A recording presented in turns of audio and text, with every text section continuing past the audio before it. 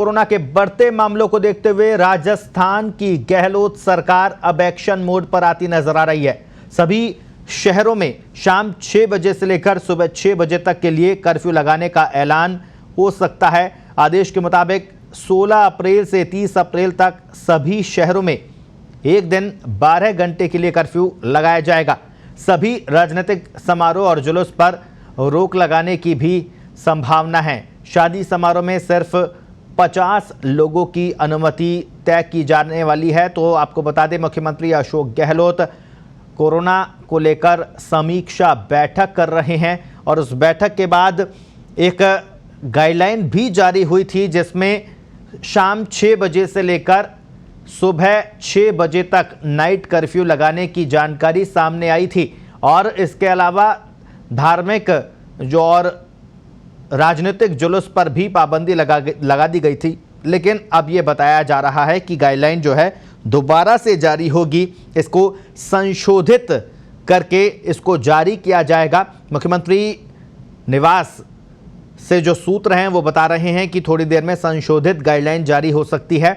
अब से जो कुछ देर पहले गाइडलाइन जारी हुई थी, जो वायरल हो रही थी, उसमें किसी अधिकारी या जिम्मेदार व्यक्ति के हस्ताक्षर नहीं थे।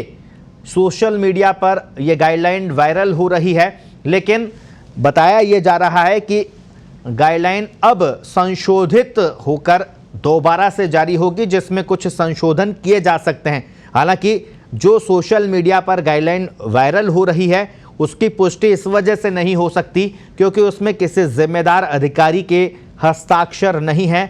मुख्यमंत्री निवास के जो सूत्र बता रहे हैं उसमें यह बताया जा रहा है कि जो गाइडलाइन है उसमें संशोधन हो सकता है और नए सिरे से गाइडलाइन जारी की जा सकती है। इस खबर पर ज्यादा जानकारी के लिए हमारे साथ में जयपुर से हमारे सहयोगी आशीष फोनलाइन पर जुड़े हैं। जी आशीष, कुछ देर पहले सोशल मीडिया पर एक गाइडलाइन वायरल हो रही है जिसमें 12 घंटे का कर्फ्यू लगाने की बात आई है और भी कई सख्ती की बात सामने आई है, लेकिन अब ये बताया जा रहा है कि ये गाइडलाइन दोबारा से जारी होगी। क्या ताजा अपडेट है?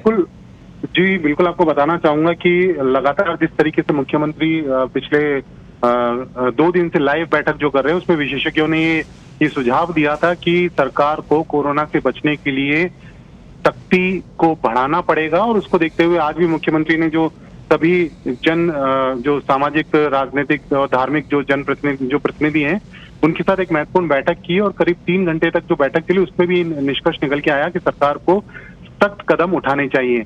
मुख्यमंत्री पहले इस बात की तरफ जो है संकेत उन्होंने अधिकारियों को दे दिए थे कि वो सख्ती बरतने को लेकर फिर से एक नई गाइडलाइन जारी करें। तो अभी आपको बताना चाहूंगा कि गाइडलाइन जो है गृह विभाग की ओर से जो है जारी जो गाइडलाइन है भी सोशल मीडिया पर काफी वायरल हुई। हालांकि उस गाइडलाइन पर जो गृह सचिव हैं हमारे उसके साइन नहीं है और फिलहाल उसको ये कहते हुए कुछ देर के लिए रोक दिया गया है कि आधिकारिक तौर पर इसे जारी किया जाएगा और ये जो जानकारी है इसमें कुछ अपडेट किया जा सकता है। उस गाइडलाइन की अगर हम बात करें जो कि वायरल हुई, उसके हिसाब से जो राजस्थान में सभी जो शहरी क्षेत्र हैं वहां पर 6 बजे से लेके शाम को 6 बजे से लेके और सुबह 6 बजे तक के लिए कर्फ्यू लगाया गया है। साथ ही साथ जो विवाह और अन्य जो समारोह है वहां पे 50 लोगों से ज्यादा की अनुमति जो है नहीं रहेगी। 30 अप्रैल तक के लिए गाइडलाइन जारी की गई है। बोर्ड की परीक्षा जो है स्थगित होने का फैसला पहले ही किया जा चुका है, इसकी जानकारी हम दे चुके हैं। इसके साथ ही साथ जो गाइडलाइन जो जारी हुई उसमें एक तरह से हम बात करें कि सख्ती सरकार की ओर से जो है बढ़ाई गई है। हालांकि आधिकारिक तौर पर गाइडलाइन जारी होना भी बाकी है और सभी सिनेमा, थिएटर, जिम इन सबको बंद कर दिया गया है और बंद ही रखा गया है इनको। कोचिंग संस्थान बंद रखे गए हैं, शिक्षण संस्थानों को बंद कर दिया गया है। ये कहा गया है उस गाइडलाइन में कि जो कार्यालय हैं, सरकारी कार्यालय, जो जरूरी आवश्यक सेवाओं के जो कार्यालय हैं उनको छोड़कर बाकी जो कार्यालय हैं वो शाम को 4 बजे तक बंद हो जाएंगे। वर्क फ्रॉम होम को बढ़ावा देने की उसमें बात की गई है।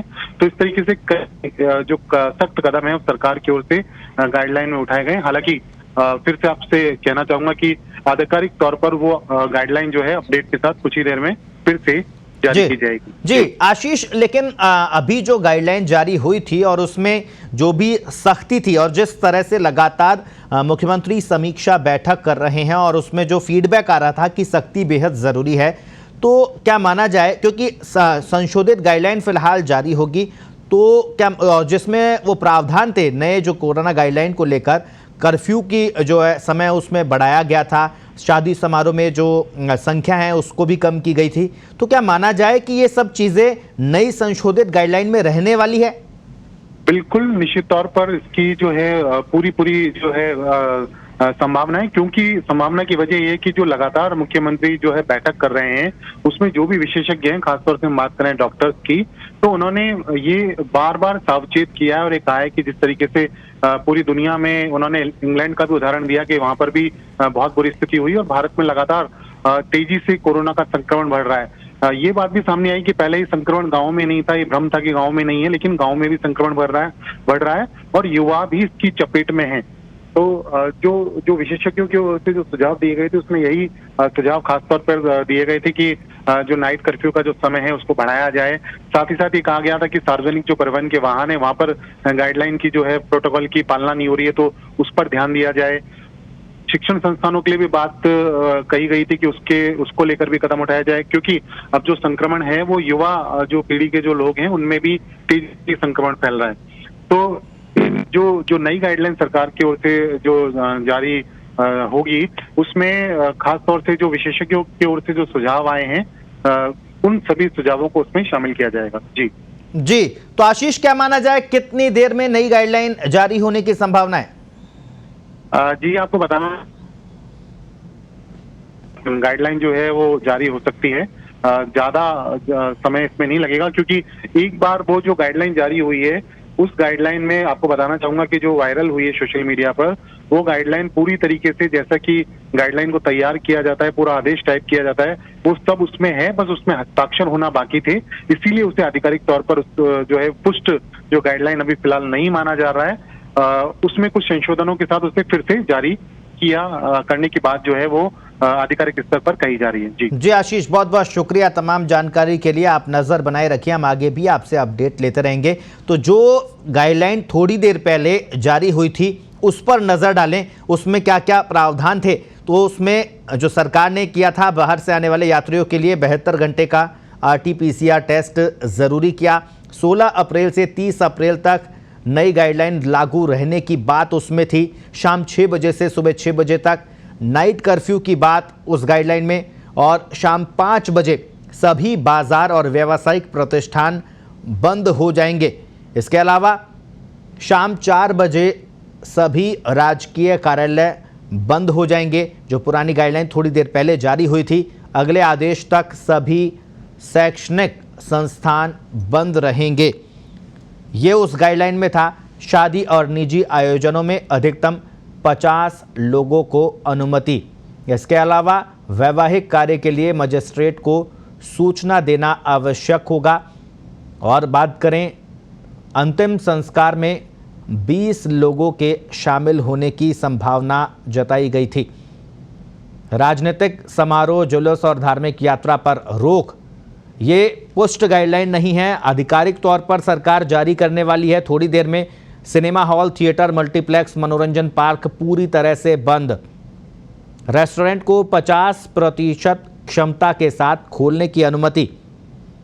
इसके अलावा रात 8 बजे तक टेक अवे या होम डिलीवरी हो सकेगी। स्विमिंग पूल और जिम पर ताला लगा दिया गया है, यानी पूरी तरह से बंद रहेंगे। कार्यालयों में 100 से ज़्यादा कर्मचारियों पर 50% उपस्थिति,